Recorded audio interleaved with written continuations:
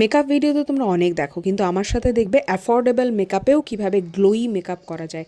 First দেখাচ্ছি তোমাদের একটা ময়শ্চারাইজার, ভীষণ অ্যাফোর্ডেবল একটা রেঞ্জের। এরপরে দেখাচ্ছি রেনের গ্লুমি গ্লো। ও মাই গড, অসাধারণ একটা গ্লোই ক্রিম, যেটা তোমরা ফাউন্ডেশনের সাথে মিক্স করে ইউজ করতে পারো বা এমনিও ইউজ করতে পারো। আমি ফাউন্ডেশনটা ইউজ করলাম মার্সের, ভীষণ অ্যাফোর্ডেবল, উইদিন 300 তোমরা এই ফাউন্ডেশনটা পেয়ে যাবে। কনসিলারটাও কিন্তু ইউজ করছি মার্সেরই, আমার ভীষণ ভীষণ ভীষণ এখনের ফেভারিট, মারাত্মক একটা কনসিলার, প্রচণ্ড হাই কাভারেজ দেবে তোমাদের। এর সাথে ইউজ করছি ব্লাশ, মার্সেরি ব্লাশ, আমার ওয়ান অফ মাই ফেভারিট এখন। আচ্ছা, এটা শুনে কেউ আবার ভেবো না যে আমি স্পন্সার্স ভিডিও করছি, একদমই কিন্তু নয়। খুব মিষ্টি একটা ব্রাউন কালার দিয়ে আই মেকআপটা কমপ্লিট করব, বাট খুব লাইট, কিন্তু এই মেকআপটা তোমরা রাতেও একদম পার্টিতেও করে যেতে পারবে।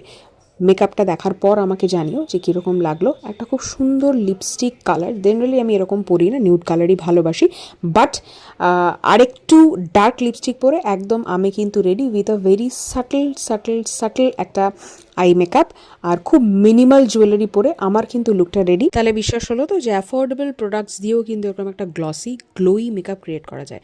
তোমরাও ক্রিয়েট করে আমাকে কিন্তু জানাতে ভুলো।